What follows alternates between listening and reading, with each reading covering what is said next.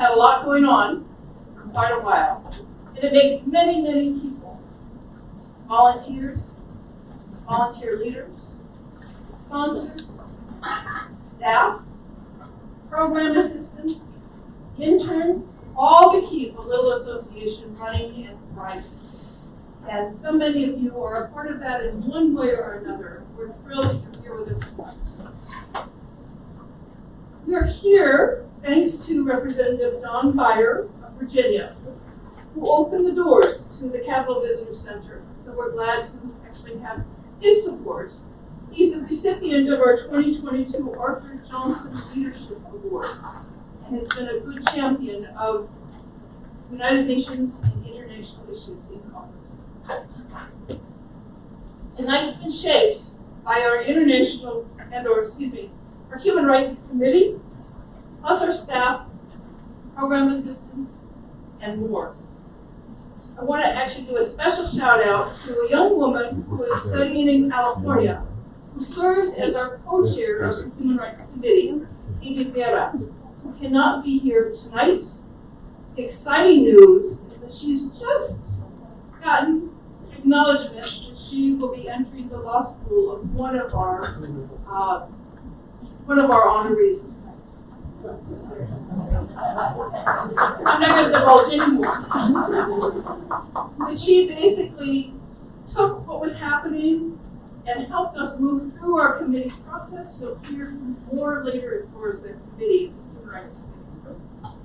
We thrive because of the engagement of so many people, and also institutions and organizations. So we very much appreciate that. Human rights knows no boundaries. The theme for the UN Human Rights Day this year is dignity, freedom, and justice for all. That might sound familiar. Yes, it's Article 1. And yes, it's familiar especially to Americans.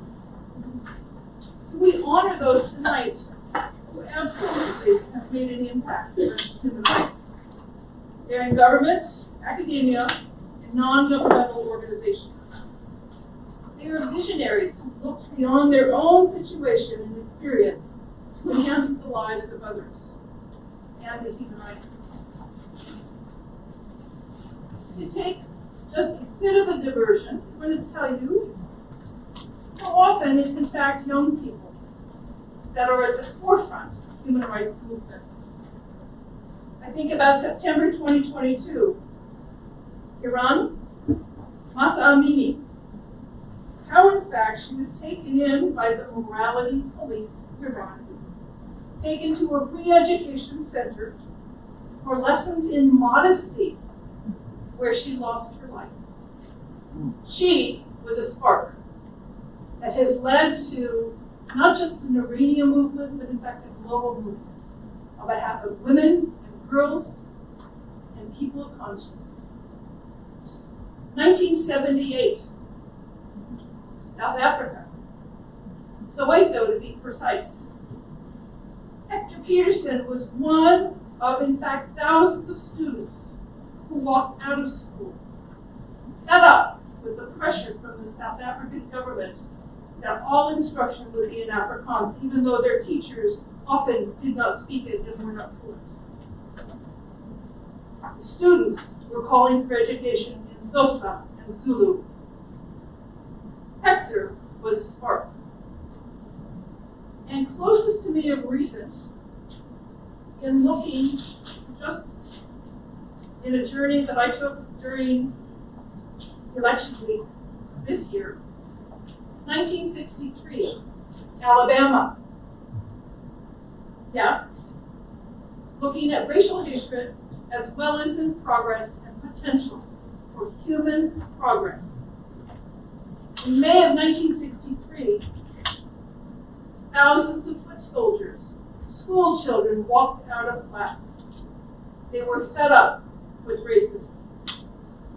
The Children's Crusade landed, in fact, 1,000 children in prison, in jail, because they chose to leave school, chose to threaten white supremacy and the concept of justice. was about voting rights. It was about voice. It was about speaking and imagining what your future should be and what is good for all. During that week in early November, and looking at, in fact, across Alabama, the situation, it really was that huge wake-up reminder of where we are today, 2022, and racial justice in this nation. Immediately upon returning from a tour that I did with my wife Pamela, who was African American, through Birmingham, Selma, Montgomery, I attended the Maryland conference on lynching. That is a part of, in fact, an NGO aligned with the State Commission on Truth and Reconciliation on Lynching. Part of this has to do with acknowledging where we have been before we can know where we are going. The central concept. Sparks. Dignity, freedom, and justice for all can take place everywhere.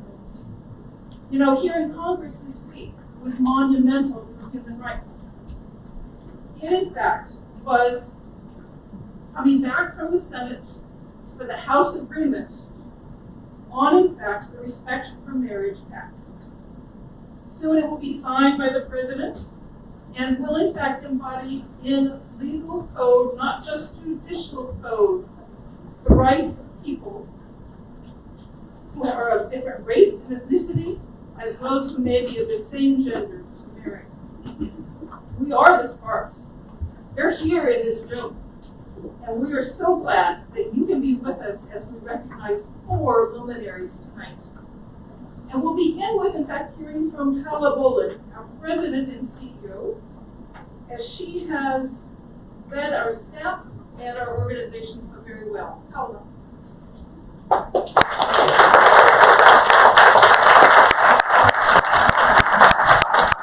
Thank you.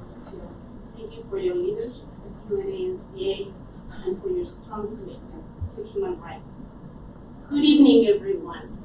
I cannot tell you the joy that I feel to be able to be back here in person with you all to celebrate Human Rights Day, especially tomorrow.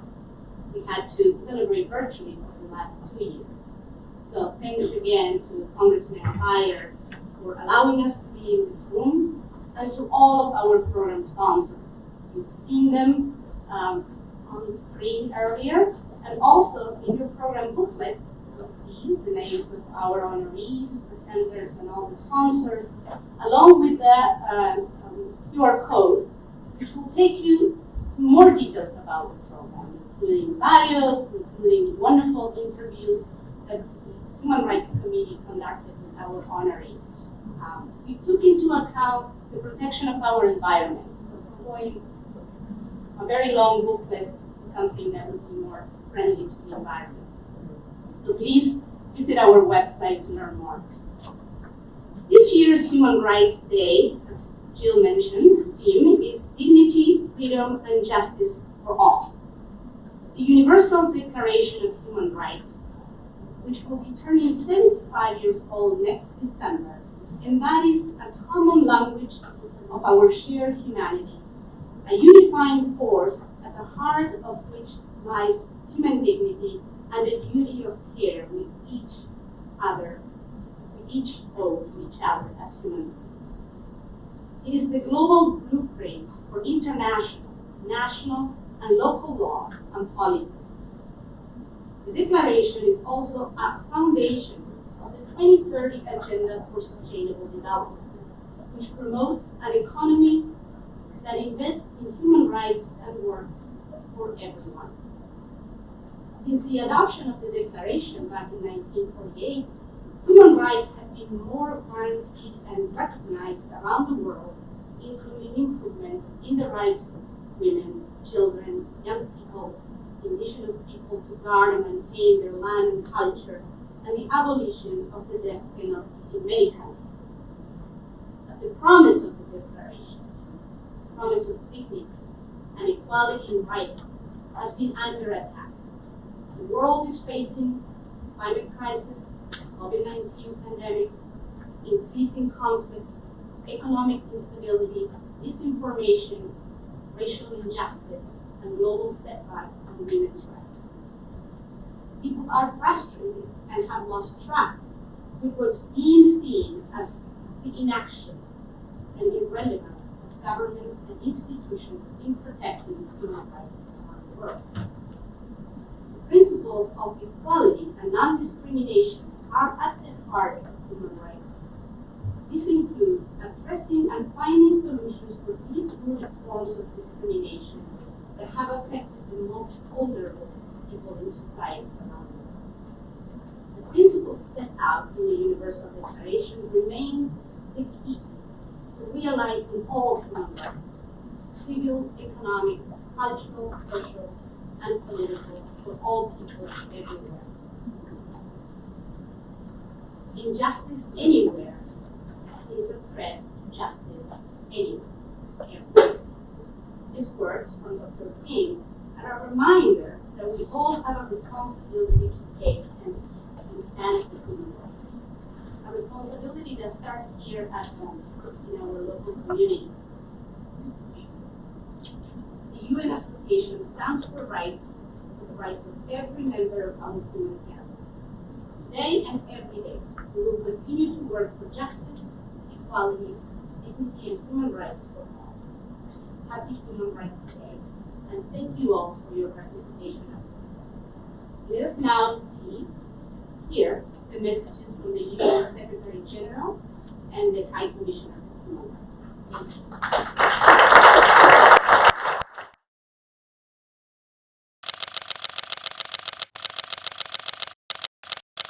The world is facing unprecedented and interlocking challenges to human rights. Hunger and poverty are increasing, an affront to the economic and social rights of hundreds of millions of people. Civic space is shrinking, media freedom and the safety of journalists are in dangerous decline in almost every region of the world. Trust in institutions is evaporating, especially among young people. The COVID-19 pandemic has led to increased levels of violence against women and girls. Racism, intolerance, and discrimination are running rampant. New human rights challenges are emerging from the triple planetary crisis of climate change, biodiversity loss, and pollution. And we are only beginning to grasp the threat posed to human rights by some new technologies. These trying times call for a reignition of our commitment to all human rights, civil, cultural, economic, political, and social. The call to action I launched in 2020 positions human rights at the center of solutions to the challenges we face.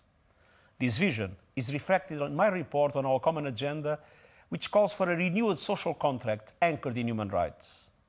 The 75th anniversary of the landmark Universal Declaration on Human Rights next year must be an opportunity for action. I urge member states, civil society, the private sector and others to put human rights at the heart of efforts to reverse today's damaging trends. Human rights are the foundation for human dignity and the cornerstone of peaceful, inclusive, fair, equal and prosperous societies. They are a unifying force and a rallying cry. They reflect the most fundamental thing we share, our common humanity. On this Human Rights Day, we reaffirm the universality and the indivisibility of all rights, and we stand up for human rights for all.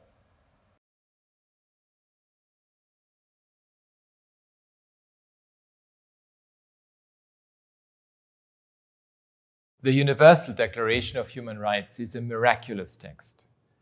At a time when the world emerged from cataclysmic events, the Declaration sets out universal rights and recognized the equal worth of every person. The Declaration, which was drafted by representatives from all over the world, embodies a common language of our shared humanity, a unifying force at the heart of which lies human dignity and the duty of care we owe each other as human beings. In the past 74 years, the importance of universal, indivisible, and inalienable rights has only become clearer. Yet, there is a growing disconnect between the standards on the one hand and the realities on the ground on the other. Even as the 30 articles of the Declaration have sparked transformation in all areas of our lives, the embers of racism, misogyny, inequality, and hatred continue to threaten our world. We face a triple planetary crisis, and skyrocketing inequalities exacerbated by the COVID pandemic. And we are grappling with a rise in populist politics and authoritarianism, a deluge of misinformation both online and offline, and an alarming spread of conflict and violence. All of these factors are impeding our progress towards a freer and more equal world. In 2023, we will commemorate the 75th anniversary of the Universal Declaration of Human Rights. It is also the 30th anniversary of the Vienna Declaration and Programme of Action, which paved the way for the creation of my position, the United Nations High Commissioner for Human Rights, and my office. This coming anniversary year will be our opportunity to recall the consensus envisaged by the Declaration, to reset and to strengthen the remarkable human rights architecture that we have built over the years. With an eye to the past as well as to the future, I hope that the UDHR 75 initiative, which will be led by my office together with our partners, will allow us to rekindle the spirit, the impulse, the energy, and the vitality that led to the Declaration 75 years ago. The language and spirit of the Declaration have the potential to overcome division and polarization. It can make peace with nature, our planet, with each other, and point the way to sustainable development for future generations. The light of the Declaration can shine in the daily lives of individuals, in communities all over the world, in their neighborhoods, in schools, offices, and on the streets. But this requires our generation, including young people, to give the Declaration new life, to take ownership of it, and to repurpose it to meet the needs of our times and the challenges of our future. In 2023, I invite everyone all over the world to take up the torch for human rights and use these rights to forge a common future of dignity, freedom, and justice for all.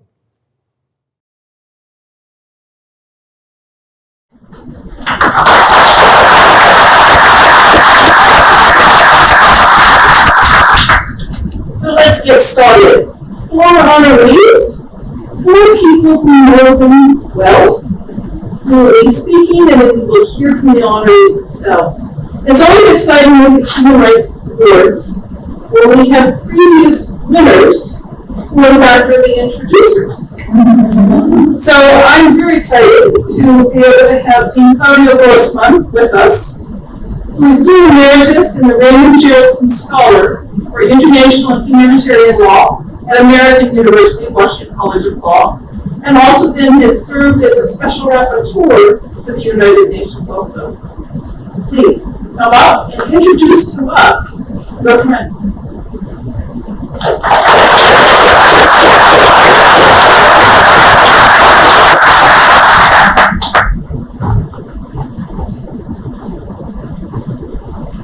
For me, it's a tremendous honor to introduce tonight Professor. That was the best speech I've given in my life. So it would be an honor to introduce tonight Professor. I was worried. I had some doubts because there are so many things to say about him.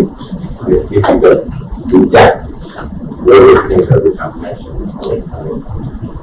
I have not met my professional life another person like him with his intelligence and contributions to human rights and the rule of law. This award reflects his valuable and continuous commitment to upholding human dignity. There are many reasons for this recognition, each of them by itself could be enough. Let me start with his contribution as a scholar, where he has provided a valuable intellectual and political framework for and act with intelligence and purpose in the field of human rights and humanitarian law. Through having posted numerous books and writings, he has widened our understanding of the scope of international law, freeway from a restricted interstate set of norms to a complex guide for behavior and thus showing international laws relevant for reflecting action at multiple levels, including at the domestic level by individuals. That was relevant for me, former political refugee of my country of origin, because Harold Cole provided us with intellectual records as to the way to act in international law to promote democracy and freedom. I am referring as to his intellectual contribution in particular to what he has called transnational legal process, which is a theory essential to maintain the legitimacy and explain the legitimacy and validity of the international legal system and the role that law can play.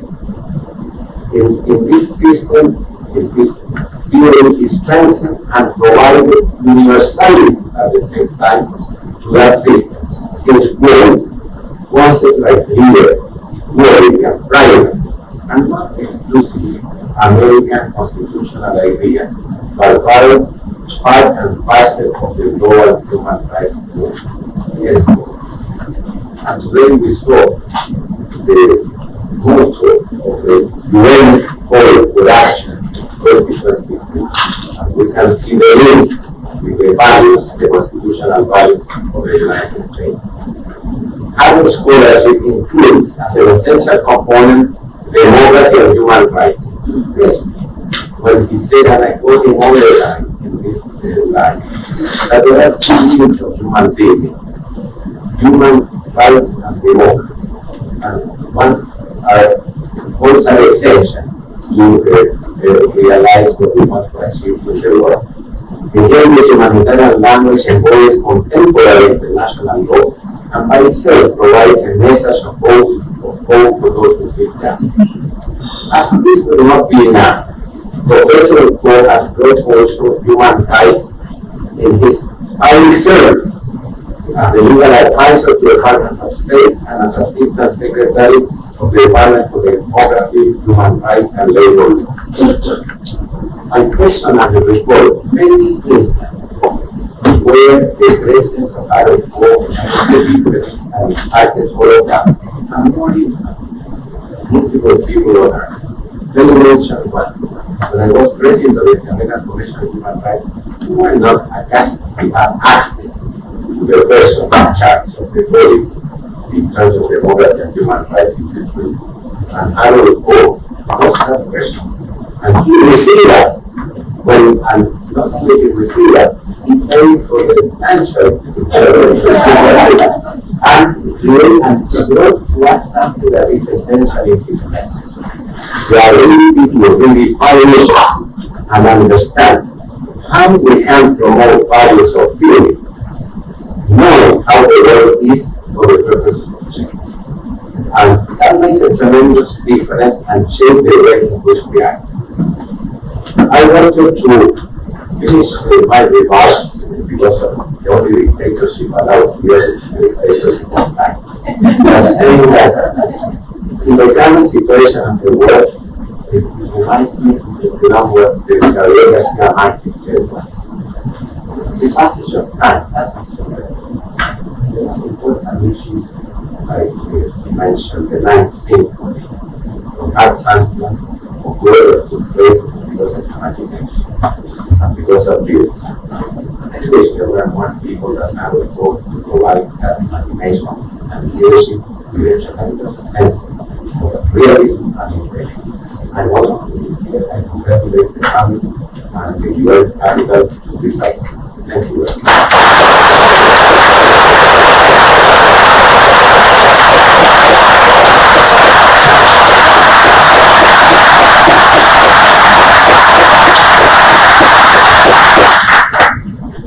Thank you, Claudio. You're not just a dear friend, you're a role model for all of us in all that you do, and it's an honor to follow in your footsteps. I thank you all for coming here tonight. As I look out over the audience, the years are flashing by. Through my early days of teaching, there were people who are now distinguished ambassadors, federal judges, and city and government officials who are my students. and to those who helped me on my human rights journey, both in the public and the private sector. If you let me single out those closest to me, our dear friends Ron and Amy Bender, my big brother Howard and his wife Claudia. Howard is Assistant Secretary of Health and Human Services in the Obama administration, and has been with me every step of the way. And then my children, who mean more to me than life itself. Son William, who surprised me because he's in San Francisco, where he made a contribution, which is listed on the slideshow.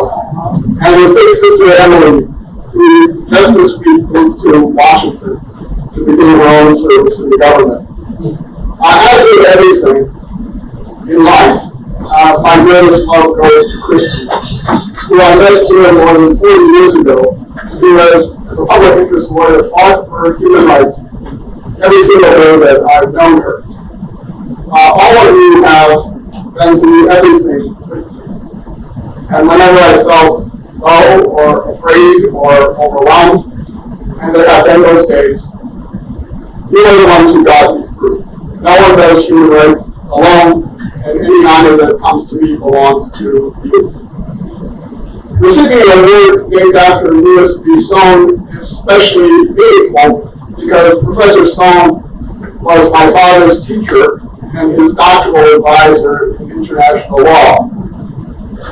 So he was almost literally my grandfather in the law. Much like today, the world he lived in was one of great hope and great turmoil. He witnessed cataclysmic wars, economic crises, and devastating human rights abuse. He was founded by becoming an international architect of a new world order.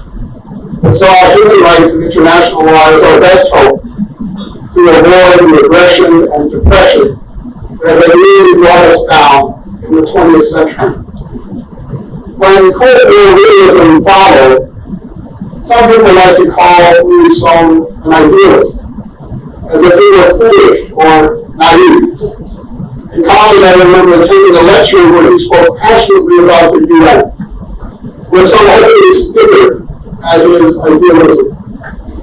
But because the UN and the Universal Declaration of Human Rights were created less than a decade before I was born, as I grew up, human rights, the UN system, and international law were the ideas that framed my life.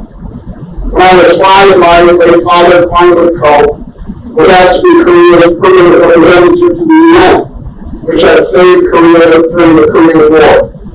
At the time, Korea was only the UN observer. The United States was its most important ally, so my father chose instead to lead Korea's embassy here in the national capital area. And so we attended a public school in Tacoma Park, Maryland, that was desegregated by law, but segregated in practice. And so we saw with our own eyes the gap between human rights and human practice. But my parents were also idealists. They taught me and my siblings that in perfect happiness, the United Nations is still our best hope for achieving and preserving a better world.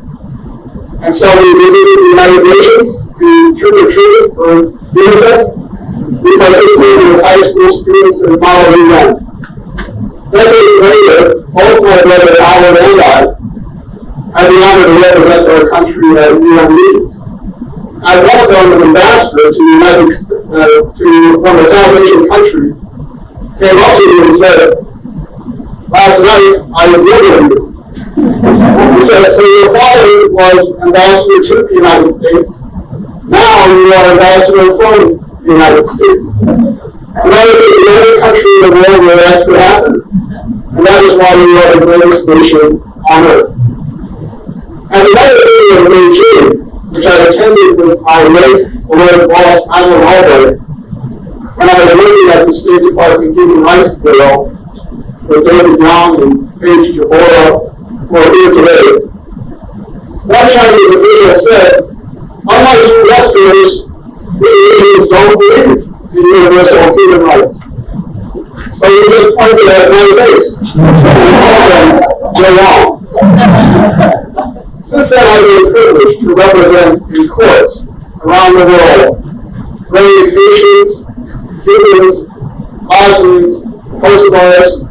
Terrains with Claudio and Nico Grossman, and most recently with Martin Sheik, with David Zions, with Mac Mackey, with Paul Strauch, who are here today, Ukraine and its lawsuits against Russia.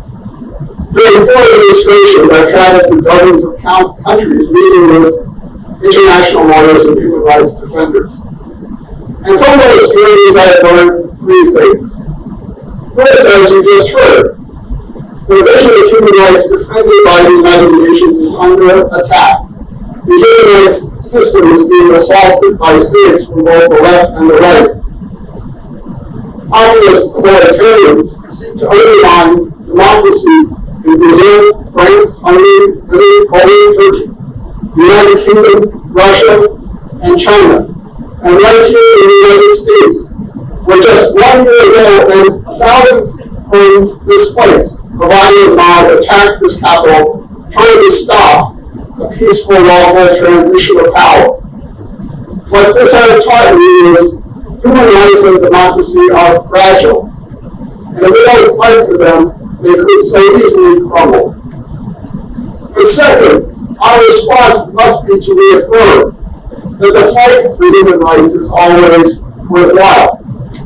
If you have any doubt, just look at the people that we know who are courageously standing up to an oppressive regime, to the women's national soccer team, who courageously refused to sing their national anthem at the World Cup, to the ingenious dissenters of China, who stood with blank sheets of A4 paper to tell their leaders, we're not powerless.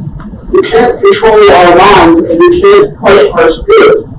Look to the people of Russia protesting Putin and the courageous citizens of Ukraine who refuse to lose hope or give up in the face of a weaponized winter. Look at NATO, where Putin expected NATO to fall, where he has instead stuck together and expanded to meet his aggression and atrocity. And look at the International Court, which is working hard to achieve Putin's accountability. And finally, look here in our own country, where in November, and again last Tuesday, ordinary citizens waiting in long lines to send a message to those who deny them gender equality, who would tell them who to love, who would tell them what identity they must have and what kind of family they have to live in. All this reminds us is that the idea of human rights is not just universal, it is the idea that makes us Americans. Because unlike other countries, we share no common religion, we have no common ethnicity. What we share is our common belief in a simple, radical idea that all persons are created equal and are endowed by their Creator with certain inalienable rights among their life, liberty, and the pursuit of happiness. Ours is a country built on human rights. So fighting for human rights must be the defining feature of our national identity. Of course, we can't be perfect, we can never be perfect, but we must always fight for a more perfect union. So in each day's work, we call on leaders of our nation and others to follow their red angels and to bend the arc of history closer toward justice. The second thing I learned is that the struggle for human rights is both a lineage and a calling. It helps give our life meaning and purpose that we can pass on to future generations. Just as my parents and Professor Sloan passed it on to me. So the purpose is not to honor the past, but to challenge our future. To remind our future selves that our talk is meaningless without action, that we must live up to our high-minded principles, to reaffirm that we cannot just spend our time on this earth accepting the injustices that are, but fighting for the justice that should be, to use our energy and talents to stand up for what's right, whether or not it pleases those who happen to be in power. So, that is what I believe. Human rights are under attack, they are worth fighting for, and nights like this renew our commitment to it as a calling. People will call me an idealist. I hope they do. Because what I learned from Amy Sohn, from my family, from all of you, is that having ideas means caring more about principles and power more about human rights than what job you have. Your Congress tonight gives me your resolve. For as long as I'm able to stay on ideals, keep fighting for those ideals that I hold dear for myself, for my country, for my family, and for our Nevada and Florida. Thank you for this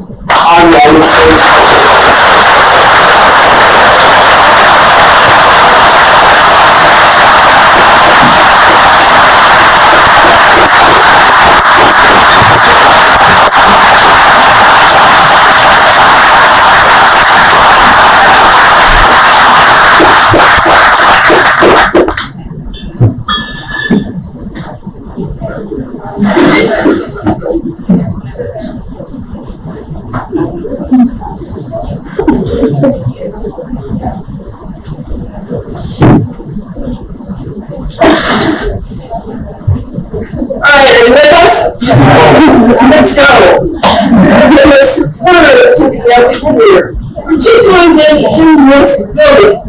That statement of democracy, human rights, and how we forge ahead. Thank you for giving us that picture for the future.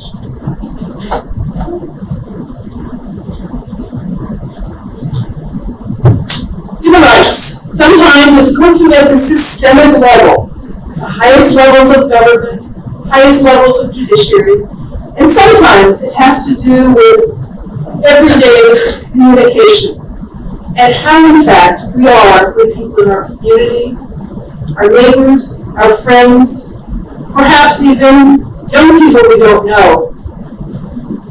The Perdita Houston Award is specifically about women's leadership and helping to forge a road ahead, a strong future for young women. We are going to hear from Sarah Craven, who is the Director of the Russian Office of the United Nations Population Fund, UNA-NCA, who is a member of our advisory council, and she will introduce the next recipient. Please, Sarah. I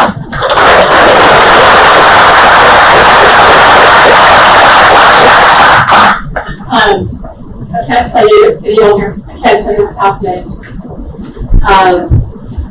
First of all, thank you, Jill. Thank you, Paula. Thank you, UNA, for giving me this opportunity to tell you about this amazing person I know, Dr. UNA-NCA. I just want to acknowledge that many friends, fans, and board members of the Kenya's Dream are here in the room tonight, so Kenya is surrounded by a lot of fans. But before I tell you about the Kenya, I want to start out with telling you a story, kind of the origin story that leads us to tonight. And it starts with Perdita Houston. And Perdita was somebody that I knew when I was first starting out in my career. I actually had an office right next to hers at a women-centered development organization. And Perdita was an amazing writer and storyteller in capturing the story of women from the global south and telling their stories. She had a great friend who was a woman named Thuraya Obey. And Thuraya is an amazing woman. She was the first girl in Saudi Arabia to go to college in the United States. And she went on to becoming the first woman first Saudi to run a UN agency, and she was the head of UNFPA, my boss. So I had the great pleasure to work for Thuraya, and we were doing an event on ending child marriage, and there was a 5-part front page story in the Washington Post about this young Kenyan girl who had defied her community and defied all odds. She lived in rural western Kenya, and she had wanted to pursue an education with such power and conviction that she asked her community to let her go on to the University of America. And to do that, she had undergone female genital mutilation. She had made a deal with her community that if they let her go to school, that she would come back and make a major change in her community. And she went on to, at that time, it's called Randolph-David Women's College. So one of my colleagues read this article, and they thought, well, she might be a great person to speak at this UN event. And I got the job of vetting this young woman to make sure that she would not embarrass the United Nations. So I go out to dinner with this young, she just graduated from college a week before. And within 5 minutes, I was like, this is a pretty amazing person, right? So the next day I see Thariah, I go, oh my gosh, I did Thariah, this young woman, she's amazing. She's like you, she's the first person in her community. Thariah was like, she's just like me. And I was like, okay. So the next day, we do our event, and Kenya shows up, and she is wearing her beautiful hand-embroidered, beaded, traditional wedding dress that her mother had made for her to wear for her graduation instead of her wedding. And Kenya got up and spoke, and then Thariah got up and said, this girl is just like So I went up to Thariah afterwards. I said, Thariah, you have to, once you just graduate, you find her a job. Thariah said, I will hire her. So Kenya was she's laughing. She was the first youth advisor to UNA-NCA. And she did great work for UNA-NCA, but the whole time she carried this great burden with her because she had told her community, you invest in me, if you let me go to school, I will come back, and I will build a girls' school for your community. Let me tell you, not only did she live up to that promise, she didn't build one girls' school, she's built 2 girls' schools. And along the way, she's gotten a PhD, multiple TED Talks, numerous awards, and what these extraordinary, one minute, gosh, really fast, okay, to go to the school, families have to pledge that they will not cut their daughters. And she has now, there are 365 students currently, 725 graduates, and 26 college graduates. So by my math, Kenya, the first, has paved the way for over 1,000 girls pathways to education. She was the first, but she made sure that she was not the last. So I have to tell you, Thariah received the first Rita Houston Award from UNA-NCA. So the symmetry and the perfection of the universe is now for Kenya to receive this award. So I'm echoing what Professor Poe said about our future selves.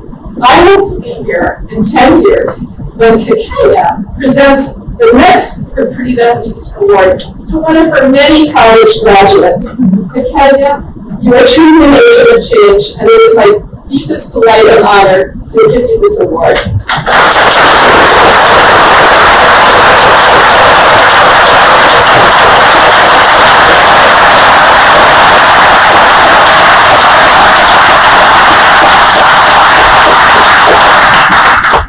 Oh, beautiful. Brought many memories to me. Good evening. What an honor to be here with you all and to receive this award tonight to celebrate the Human Rights Day. I want to thank the UN Association for putting this amazing celebration ceremony for us. And I want to thank Sarah, my friend, my mentor, who has, given me this award. But Sarah has really been a critical part of my life journey. From that day that we met, finishing this college, this moment, she has been part of every single part of my work, from finding my graduate college to helping me start an organization that now supports girls in rural Kenya, that is ending FGM and ending other varieties and giving opportunities to so many more girls in our community. I wanted to talk to you today about one young woman called Angeline, whom I met in 2009. I was actually a student at University of Pittsburgh, and I had gone home to start the school. And there was nothing. The community had given me a piece of land, and I've been talking about helping girls go to school. I've been talking to them about building a school, and I had talked to the elders about I needing them to be part of the story, of being part of helping me change the lives of girls in this community. One of the precious things that all Maasai men have is land. So I asked them to give me a piece of land that we could build a school. And they had shown me this land. So in 2009, there was a land, but there was nothing. And I had said that I had seen a girl gotten married a year later, earlier, and there was no place for this young girl to go. So I went to enroll. I had told friends that I was going to start a school for 10 girls. When I arrived, there were 100 girls waiting to come to my school. So this is where I met Angeline. Angeline was much older than the girls that were in the group because I was taking girls in 4th grade. By that time, she looked older. She was either 11 years old or 12. The community, Angeline was an orphan. She was staying at her grandmother's house. On that day, I think her auntie had heard from my father that there was a school for girls, and this auntie had thought that, oh, maybe that school can be a good school. So her auntie brought Angeline to enroll for my school. So in the enrollment period, I had all these men and all these men, everybody. I had women, and we had criteria that we needed to attend. I needed to get girls that from families that have never educated a girl. I needed to get girls that were about to get married. I had a whole list, and Angeline, the committee told me that let's just forget about her. She already has a husband waiting, she was like put on the side. And I said that's the exact girl that I needed to bring into the school. In 2009, we enrolled her in our school, and as I speak right now, Angeline is the teacher in the space.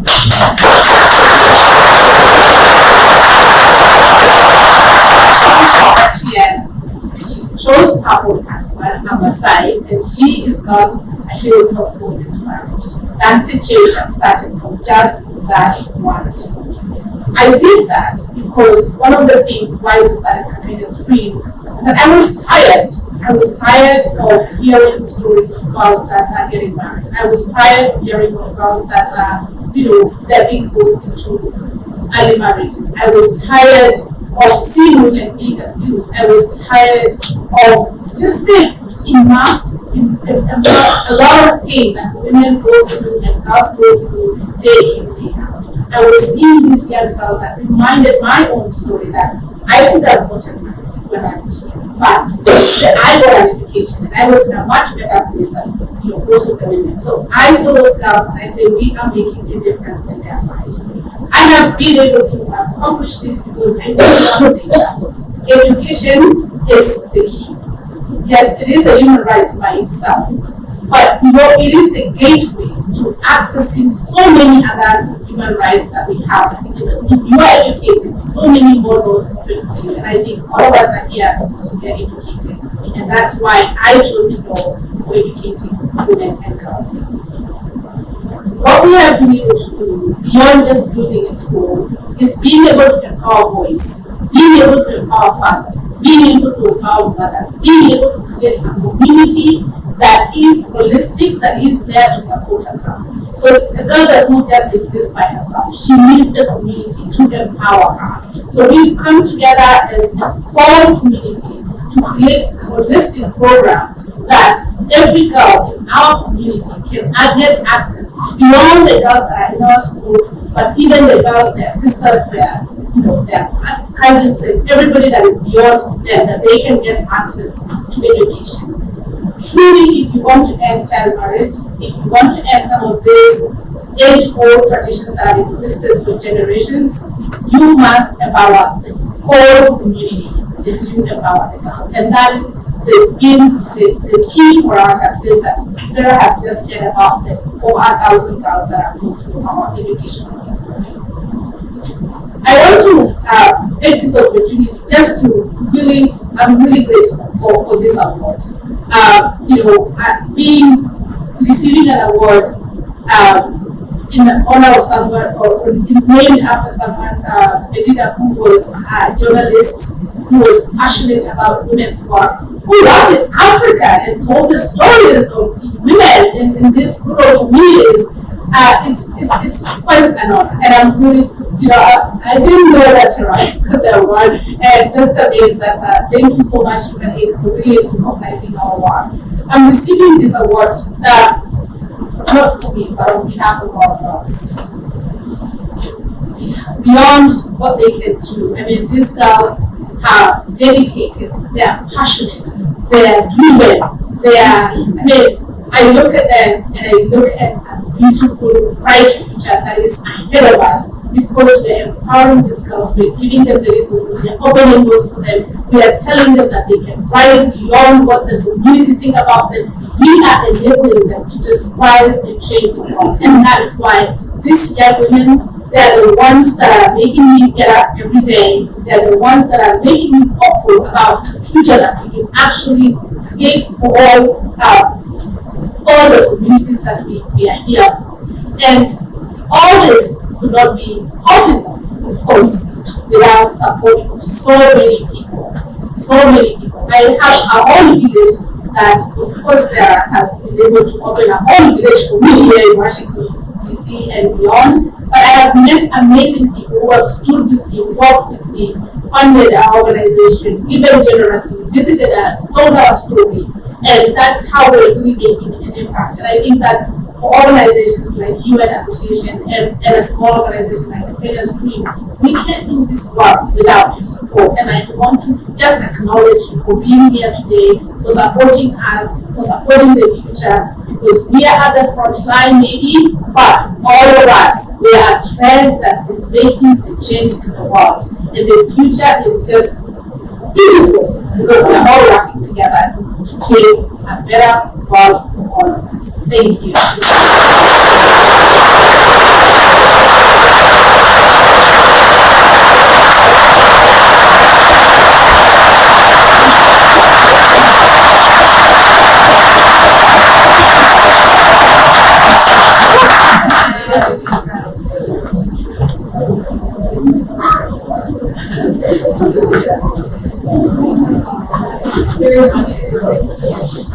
That was inspiring.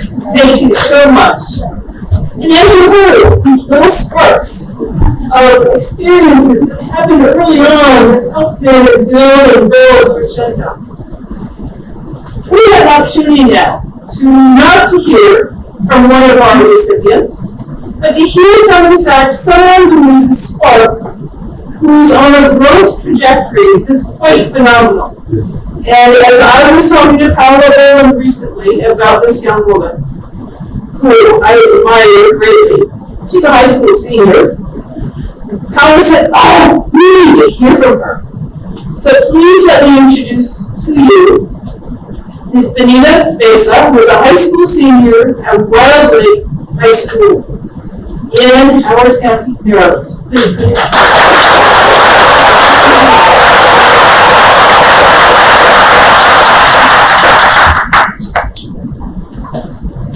So before I begin, I would like to start by thanking Ms. Jill Christensen and Ms. Paula Bowen for giving me the opportunity to stand here in front of all of you today.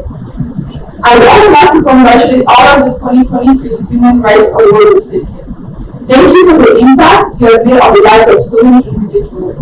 It is truly an honor for me to be in your presence today. My name is Benita Besa. I'm 18 years old and currently a senior at Wild Lake High School, located in Columbia, Maryland.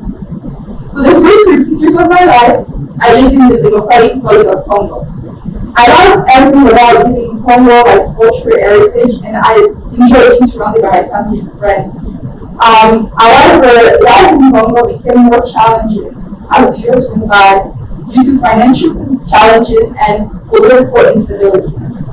My parents wished for me and my siblings to receive an education and have a chance at a better future, but our living conditions in Congo would not have allowed it. Consequently, my family, like millions of others, decided to pursue the American dream. On January 1st, 2018, I set foot on American soil for the first time. I was warmly welcomed by a winter storm the moment I arrived on Dallas Airport in Virginia. The weather was one of the many things that I abruptly had to adjust as a teenage immigrant. During our first few months in the country, my family faced housing insecurity, struggled in finding stable employment, and most importantly, we faced the language barrier. My native languages were French and Swahili, and I never learned English back in Congo. Once I started school, English became the main obstacle in my educational journey. However, I always held on to the idea that the American dream is still alive. My goal was always to pursue an education, and I knew I had to work harder than anyone else in my class in order to achieve it. Not only was I taking advantage of the English as a second language program at my school, but I spent my free time outside of the classroom learning the language too. It is because of that dedication that within 6 months I became fluent in English. Learning English was the stepping stone that allowed me to not only excel academically, but discover another aspect of myself. When my family and I moved to Howard County, Maryland in August of 2022, it was in the middle of the pandemic. And due to virtual school, I got even set to enroll in high school. When I actually started in person last fall, which was the beginning of my junior year, I longed to become involved in helping the community, especially others immigrants like myself. I started at volunteering at Luminous, a nonprofit organization in my county that provides legal, social, and language services to recent immigrants. Because my family received the assistance of similar organizations when we first arrived, giving back to others and ensuring that they could adapt more smoothly to life in America was incredibly important to me. I joined the Afghan Alliance, which was a brand new initiative of the nonprofit. Its purpose was to serve Afghan refugees that fled following the Taliban takeover and resided in hotels in our areas. I was part of a group of 6 high school students who began a county-wide fundraiser to assist the Afghan refugees with access to laundry machines in their hotels. I led my school's fundraising campaign with the support of the scholars program I was part of. Knowing that my work will positively impact the lives of others, or at least make them a bit easier, is an incredible feeling for me. My experience with service and working toward helping others made me realize my American dream was more than just receiving an education. I wanted to utilize my education to help others too. Next fall, I will be attending Duke University on a full-ride scholarship and completing human rights certificates. While my journey in the U.S. has been marked with challenges, I will never leave any differently, because it has built my character and made me resilient, determined, hardworking, empathetic, and passionate. I'm looking forward to my future. I'm sure it will be a bright one, and I hope I can brighten other people's future in return. Thank you for listening.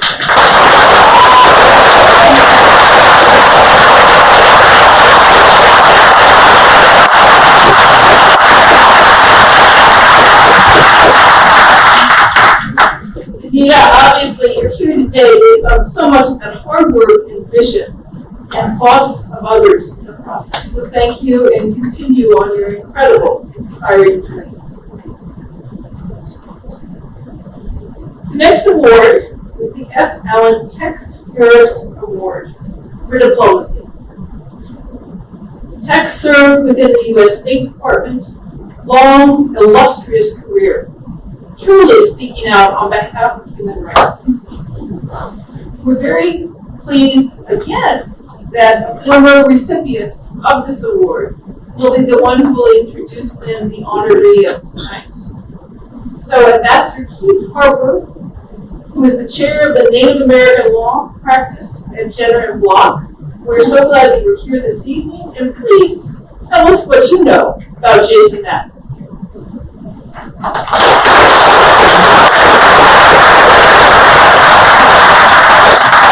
Thank you, Jill, and thanks to the UN Association in the National Capital Area. It is really good to see people face to face after so long, and so many old friends and colleagues. I'm just greatly pleased. Congratulations to the other honorees this evening, all extremely well deserved. I'm here, as mentioned, to give the Tex Harris Human Rights Diplomacy Award.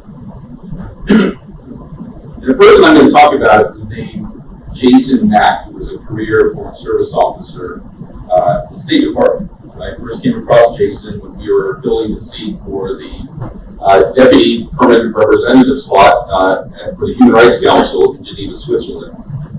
The spot was in Geneva, Switzerland, so there was a lot of interest in the spot to promote human rights at the UN, within the UN system.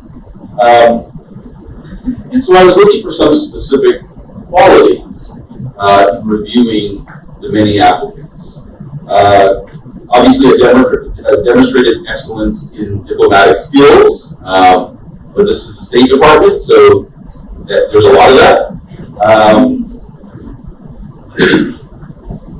most importantly, I thought that it was important to have an individual who really cared passionately about human rights specifically. And further, that they understood that the promotion of human rights was critical to sustaining the international rules-based system that ultimately sets the foundation for greater security and greater prosperity around the world. Human rights being a key component and having understanding that dynamic. I also wanted somebody that knew the important role the United States plays in promoting human rights. That we play an essential role, and often when we don't do it, it doesn't get done. Now that's not to say that we should go at it alone. It is to say that we have to lead. And sometimes we have to lead in different ways. But the United States is essential. So those are the qualities that I was looking for. And I would just say that on paper, Jason's stood out in a stack of very exceptional and exceptionally qualified individuals. Wherever he was posted, he sought out to promote human rights. When he was in Panama, he became the liaison to the Truth Commission, which was analyzing how to bring accountability and discover the truth with respect to disappearances and murders during the military dictatorship. Consular affairs is not necessarily the place where you expect to find it easy to promote human rights, but even there, in Greece, he successfully advocated for health waivers for those with HIV and AIDS.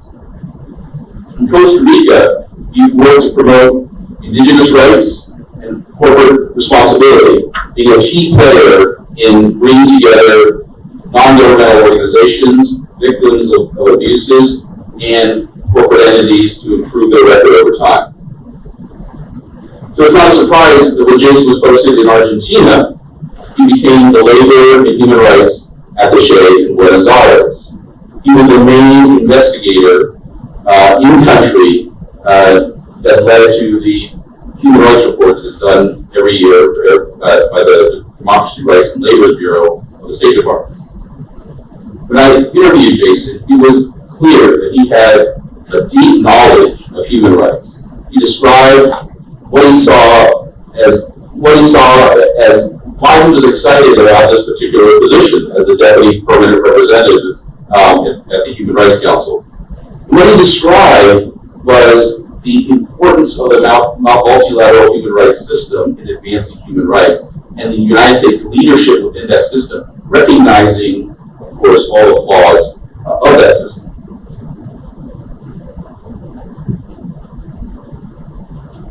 During his tenure, he advanced human rights in so many different ways. A DPR is somebody that's sort of a chief operating officer. They've got to keep the trains running on time. And he certainly did that, and he worked tirelessly regarding South Sudan and setting up a commission for human rights there, a commission of inquiry for Burundi. He was critical in aiding us in selecting and seating the first independent expert for sexual orientation and gender identity, the mandate that explores violence and discrimination against LGBTI persons.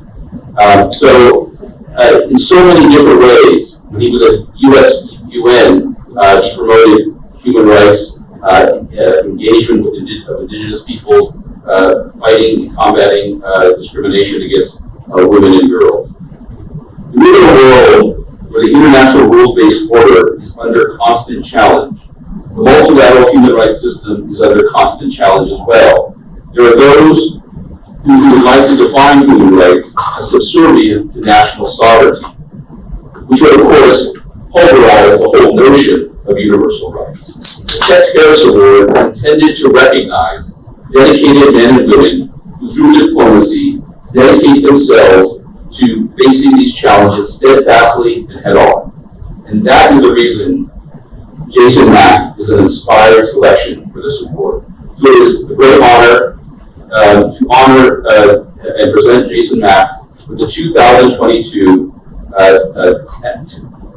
Alan Tex Harris Human Rights Diplomacy Award. Congratulations, Jason.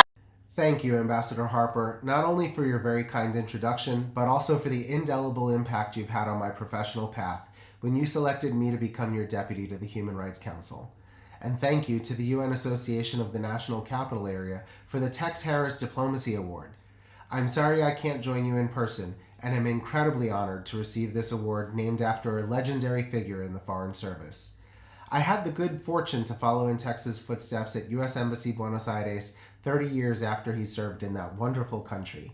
I've also been privileged to work with several prior UN Association Human Rights Award recipients, including Felice Gare, Aaron Barkley, and Scott Busby, Wes Reiser, and Lynn Sykate.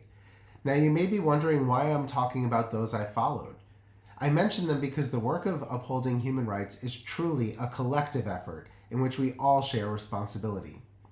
Thanks to the leadership of Tex Harris and other visionaries like him, human rights is a fundamental objective in U.S. foreign policy. Doing this work at the UN on behalf of the American people has been both a great privilege and responsibility. As anyone who has worked at the UN will tell you, addressing the most troubling situations in the world is often a challenging and at times frustrating process. We know we're not making progress fast enough, and sometimes it feels like we're moving backwards. After all, we're not asking governments to do anything they haven't already agreed to in recognizing the Universal Declaration of Human Rights or committed to in treaties they've signed on to. But my work at the UN has made me realize that the United States plays the indispensable role of spurring the international community to reach a higher common ground in standards and enforcement of them. At the same time, U.S. diplomacy is vital to ensuring others know that we are open not just to listening to their concerns, but making sure that they know we hear them. That includes welcoming the voices of our civil society partners who push us to do more and to be better, and challenging those countries which might seek to distort UN rules and procedures to deny a voice to those individuals and organizations which do not share their views. U.S. diplomats have a responsibility to give voice to those whose governments seek to silence them, whose own governments actively work to undermine their rights. I am particularly proud to have been part of U.S. efforts to place the PRC's ongoing crimes against humanity in Xinjiang and violations and abuses in Tibet, Hong Kong, and elsewhere on the international agenda, and press the need for accountability. I am also proud to have been part of the effort to set up a mechanism to collect and preserve evidence of human rights violations and abuses in South Sudan, a system which has since been replicated elsewhere and which helped bring the country back from the brink of genocide. As part of teams in Geneva and New York, I have also helped clear the path for the establishment of an OHCHR field office in Sudan, pressed for effective transitional justice in Sri Lanka, and helped keep focus on places like Burma, Iran, North Korea, Syria, Venezuela, and Yemen. I am also grateful for having had the opportunity to expand inclusivity in the multilateral system, recognizing that the rights of minorities and the most vulnerable are all too often overlooked. This included highlighting and celebrating diversity, calling for decriminalization of homosexuality, promoting gender and racial equity and equality, welcoming the voices of indigenous leaders, and recognizing that persons with disabilities and others often face multiple forms of discrimination. Our work recognized that the United States also has more work to do on these fronts and seeks to partner with the international community in doing so. And the U.S. voice is stronger and more credible in the UN because of our efforts to support independent American voices to serve on UN treaty bodies and other human rights mechanisms. In these and other efforts, I've had the privilege to work with teams of dedicated career foreign and civil service officers and other U.S. government officials in Geneva and New York.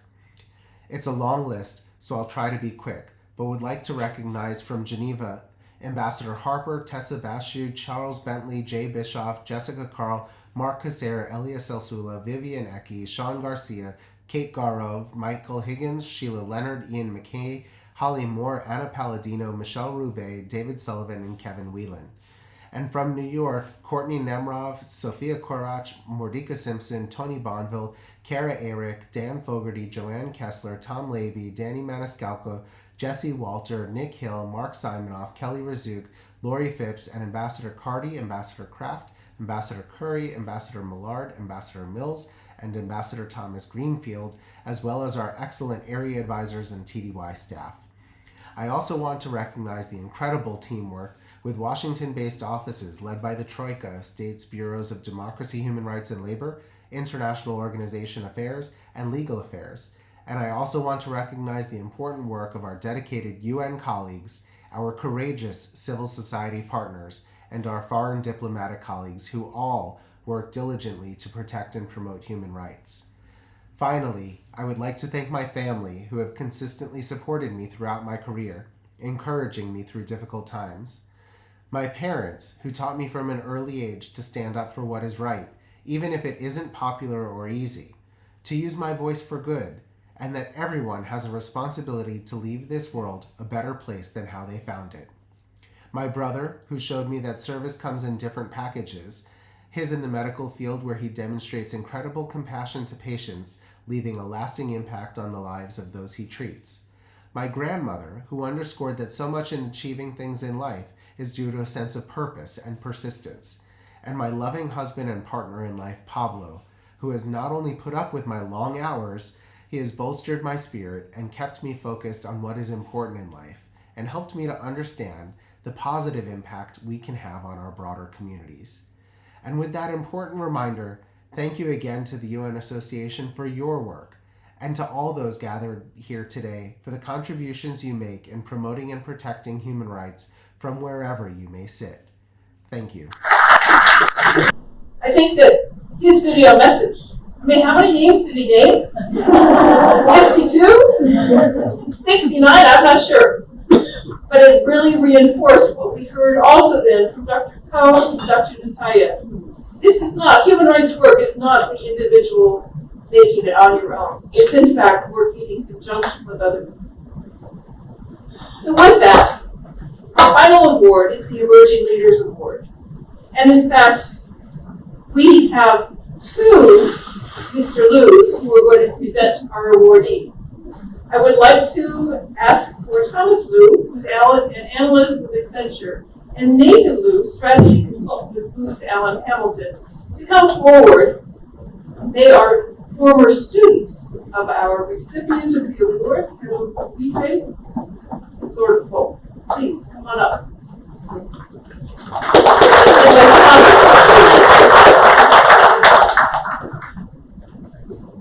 Well, thank you, Jill. Good evening. My name is Thomas Liu, and I'm a board member of UNA-NCA.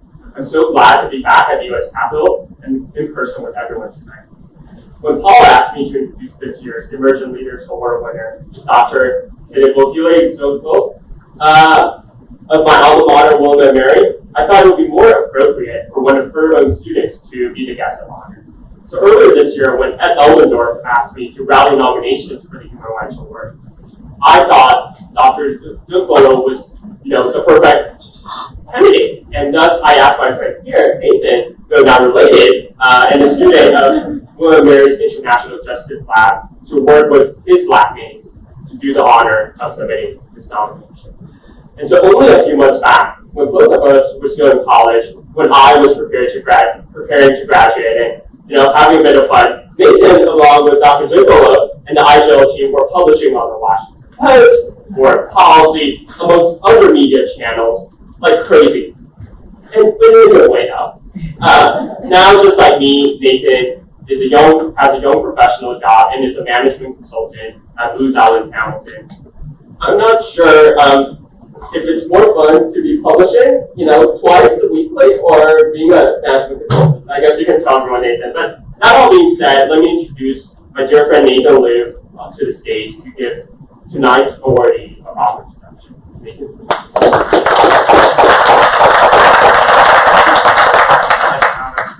Thank you to the UNA-NCA. It is my immense honor to introduce this year's Emerging Leader awardee, Dr. Kidibokile Zogbo. I cannot encompass everything that I want to say about her in the short time I have, but I'll do my best. Dr. Zogbo is an assistant professor at William & Mary and the founder and director of the International Justice Lab. As Thomas said, I had the privilege of being a research fellow in Dr. Zogbo's lab. She has been an incredible mentor, and I jumped on the chance to nominate her because of the impact she has had broadly, despite being a junior academic. To give one clue as to that, her PhD was awarded in 2021. Dr. Rogo's work tackles big questions in human rights, transitional justice, and international law, to name just one of her projects. Her forthcoming book uncovers the overlooked work of local communities and the global network of civil society actors that drive transitional justice.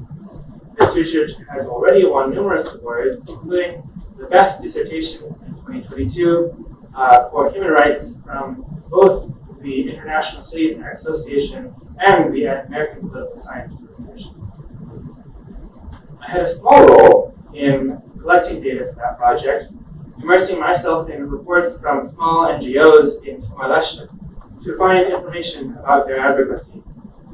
Our lab loved hearing stories about Dr. Rogo's interviews and find information in places like Guatemala, not only with representatives from international organizations like the United Nations, but also with local advocates. I was amazed that her research values such details, which she uses to show in her research that these small groups punch above their weight, unlike herself. Dr. Rogo's impact goes beyond the ivory tower, of course. She works to make her research accessible by publishing and appearing in mainstream outlets, which she has done dozens of times.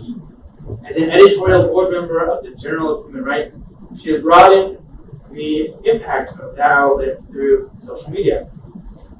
She's frequently invited to speak, including to government leaders. For example, she has advised the Maryland Lynching Truth and Reconciliation Commission, which Gail mentioned at the beginning. She has lectured at the Foreign Service Institute of the U.S. State Department and has briefed staffers in the U.S. Senate. I'll end with some personal notes. Dr. Rogo invests in and radically includes her students. My classmates and I could never have imagined publishing work as undergraduates. Inviting us to do so is a matter of course for Dr. Rogo.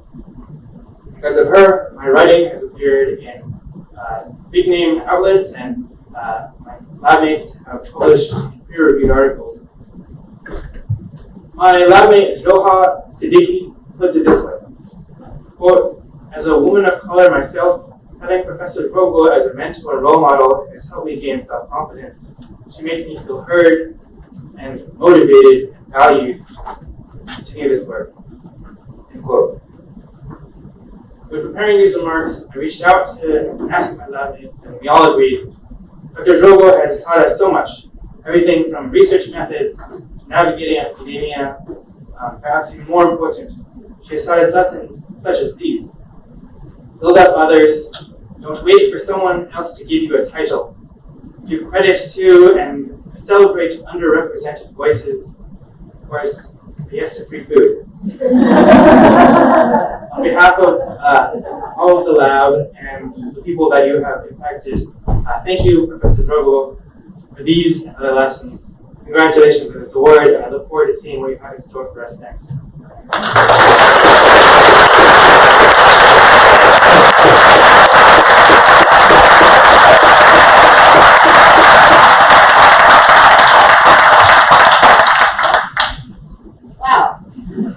Hello, everyone, and good evening. What an honor it is to be here and to receive with great joy this award. I'm really happy to be here to celebrate 77 years, nearly 80 years of the United Nations, and next year, the 75th anniversary of the Universal Declaration of Human Rights. In the spring, I'm teaching a freshman seminar called Constructing Human Rights, where I walk students through the building of the International Human Rights Legal Order, treaty by treaty and also by theme as well. So exploring such issues as negotiation, trouble préparatoire, to signing, ratification, accession, withdrawal, and all of these different themes through the lenses of different treaties. It'll be a great way to start up the spring semester. Second, I'm really happy to recognize the achievements of my distinguished colleagues, Professor Poe, Dr. Ntaya, and Mr. Mack. It's a privilege to be in company and in conversation with you all. I thought I was an overachiever, but wow, you all are an inspiration. I'm just at the beginning of my career, so no pressure at all. I turned 30 a couple of weeks ago, so I do feel I have time to catch up and to hustle. You all provide amazing models to follow. Thomas and Nathan, thank you for your kind and generous introduction. And Nathan, thank you for organizing Team IJL, the International Justice Lab team, to nominate me for this award, and of course our colleagues at UNA for the honor of conferring it. I'm really happy to have here today my friend and colleague Nadia Brown and my partner William. Thank you for being here and supporting me. Today, one word that's come through for me, kind of tying together the different themes of my colleagues who've spoken and the respective presenters, is convergence. We have our friends, our families, our colleagues, our mentees here, and we have people from all over the National Capital Area, broadly conceived to include Williamsburg, where I am, an assistant professor at William & Mary. And also just convergence of experience, right? So we have practitioners in the room, people who work in government, people who work in academia. And I'd like to use this theme of convergence to kind of situate my story and how today is possible. So amazing effort to anyone who ever tries to pronounce my name. Even I have to change the structure of my mouth to say it because it's two different languages. So Kilabokile means I am grateful in Setswana, language of my mom's people, and on one side, and Dwele on the other, and then Droko, which means what has always been. So it's a very quintessentially Zimbabwean name, and absolutely everyone who has that name is definitely related to me, for better and for worse. No. And so, yeah, so two different languages, multiple cultures encompassed therein. And part of why I study human rights today, why I study transitional justice, how states attempt to redress historical political violence with a gear towards prevention for the future, stems from where I was born. So Zimbabwe had its independence in 1980. I was born in 1992. I'm part of this cohort of young people known as the Born Free Generation, so not being born under colonial rule, but being born in independent nations that have been beleaguered by political violence, by corruption, kleptocracy, and others. And so one of my earliest childhood memories is visiting my Uncle Edison, who was a government minister in hospital, had been part of one of these staged accidents, very suspicious accidents by the Mugabe regime, and just having all the adults around me whispering and trying to listen then and over the years, and having people kind of stiffen up and stop talking when they could tell that I or my cousins, all very curious, tried to understand. It was only much later in my teen years, understanding exactly what had happened, that, you know, as different members of the post-independence government spoke out against the excesses of Mugabe's power, against his refusal to have term limits and rising political violence, including against my mother's people in the Gukurahundi massacres in 1983, that if you stepped out of line, you talked too much, that you would be dispensed with. And so there kind of derives my first experiences with political violence, intersected with just my curiosity just about everything. So it kind of makes sense, I think, that I'm an academic today, concerned very much with how we redress political violence, both in the past and in the present, in countries as diverse as Guatemala, South Africa, Timor-Leste, and even here in the United States, as we seek to grapple with historical and contemporary political violence, in particular in our context, racial violence. I think also of the convergence of experiences that lead to today, although if you had told me 10 or 15 years ago that I would be here as an academic, I might not have believed you. I was really into debate in high school. I wanted to be a diplomat for the United Nations, and I was just, I was like, I'm going to learn French because that's a language of diplomacy, and I'm going to continue that in college. And that was pretty much the dream. And I guess one of the reasons that motivates and sustains my teaching is how particular classes at particular times in one's college experience can totally transform one's trajectory. So while studying abroad at Sciences Po in Paris, I took a class on the war, peace, transition in Africa. And in that course, I learned about these things called truth commissions and transitional justice more generally. And this was in 2012, earlier in the year, on April 26th, one of those days I have kind of emblazoned on my mind. Charles Taylor had been convicted of 7 counts of abetting war crimes in relation to the conflict in Sierra Leone as part of the special court for Sierra Leone.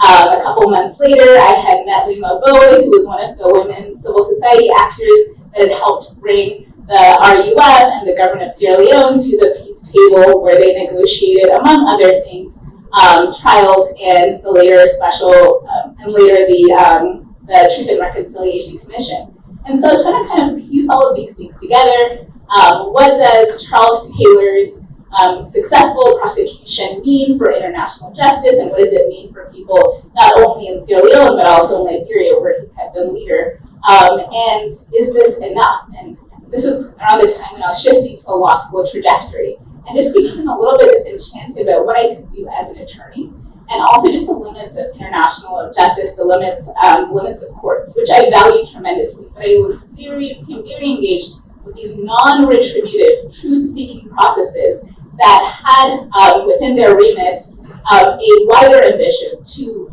pull together narratives from thousands of people, victims, witnesses, perpetrators, and trying to construct history for the first time so that there would be an authoritative account on the past, to take a page from Michael Ignatieff, where we could reduce the number of lies that could be told in public with impunity. And so launched my interest in truth commissions, which, careful what you study, because 10 years later, I'm still doing this, and including in my book, which seeks to dislocate the state as the primary actor within international relations and appropriately recenter civil society in international politics, and especially human rights and transitional justice. For me, my drum beat is whatever we have, as much as we have or as little as we have when it comes to human rights gains and the reduction of human rights losses in an environment of restriction of civic space and others, really relies on civil society. And so that's where I have been, that's why and how I'm here today, now as an assistant professor on the tenure track at William & Mary, where I have the tremendous privilege of working with students like Nathan in the International Justice Lab. So we bring together students and faculty from across the US to conduct research on human rights, transitional justice, and international law, not only with a view to produce peer-reviewed scholarship, which is really important, I still need tenure, but also to leverage our insights from research to broader audiences, to policymakers through such venues as foreign affairs and foreign policy, and of course some of the venues that Nathan shared about, and also to the broader public in such outlets as the Washington Post. I want to wrap by just honoring 2 people, especially who make SAVE possible. My mother, before she was in academia, Kibokile, she founded the women's rights NGO in Zimbabwe, Women in the Law in Africa. So she is one of those civil society actors that helped to change the circumstances of women in Zimbabwe through microloans, through education, through legal assistance, and then shifted to a career in academia, but that is still very much inspired by that praxis. And my father, Chingatai, an historian who taught that societies have to grapple with the past in order to step into the future. And so, hence this interest in civil society-led transitional justice. I'll close with these words from Eleanor Roosevelt, who is right here, chairperson of the committee that drafted the Universal Declaration of Human Rights. Our Father, who has set a restlessness in our hearts and made us all seekers after that which we can never fully find, forbid us to be satisfied with what we make of life. Draw us from base content and set our eyes on far-off goals. Keep us at tasks too hard for us, that we may be driven to thee for strength. Deliver us from fretfulness and self-pitying. Make us sure of the good we cannot see and of the hidden good in the world. Open our eyes to simple beauty all around us and our hearts feel loveliness of men, even that which they hide from us, because we do not try to understand them. Save us from ourselves and show us a vision of the world made real. Thank you all so much.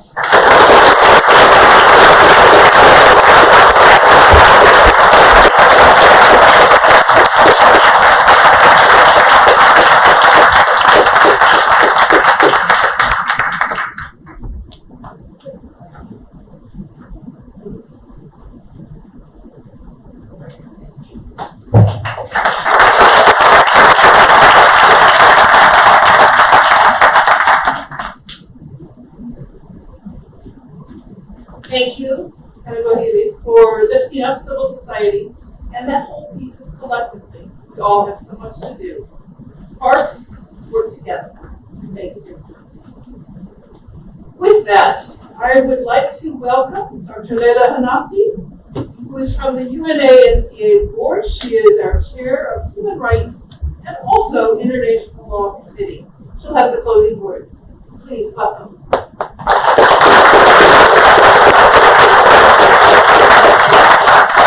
Thank you again for joining us to commemorate Human Rights Day, a celebration of human rights champions, and an honor to be present with you all and be part of the UNA-NCA.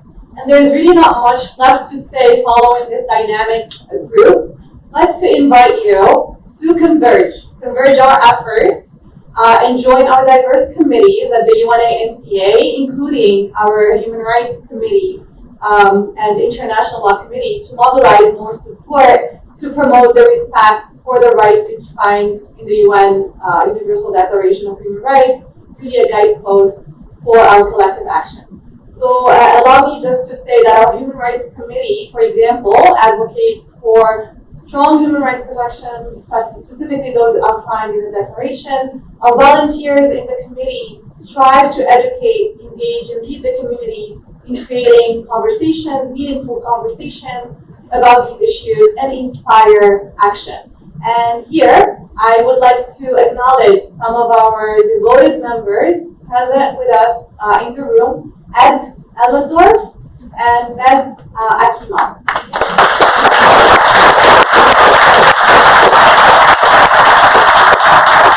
And I'll just wrap up by saying another example of our work on international law and the international law front provides expertise to support UNA-NCA activities and policy recommendations related to international law, human rights, humanitarian affairs, and U.S. policies at the UN.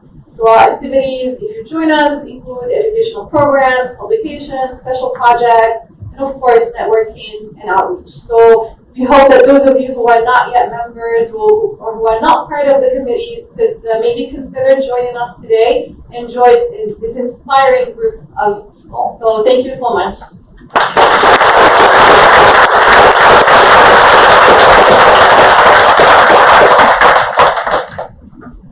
Thank you very much, Leila Hanafi. And now we have a very short video as we close. We're so thankful.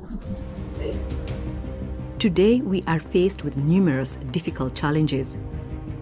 Misinformation, hunger, increasing poverty, climate change injustice, attacks on people, offline and online. Are our rights fading? Where do human rights live? They live in each of us. We have the chance to know, claim, and defend our rights. The Universal Declaration of Human Rights still speaks to us all. Its 30 articles transcend values, cultures, and borders, declaring that we are all human and all equal in dignity and in rights. The Universal Declaration of Human Rights unites us. To counter the current attacks on human rights, we need stronger and broader alliances involving all of us. Governments, human rights defenders, the media, everyone. This year, as we celebrate 75 years of the Declaration standing up for our rights, it's your turn. Find the rights that resonate with you, claim them, stand up for them. In dignity, freedom, and justice for all, stand up for human rights.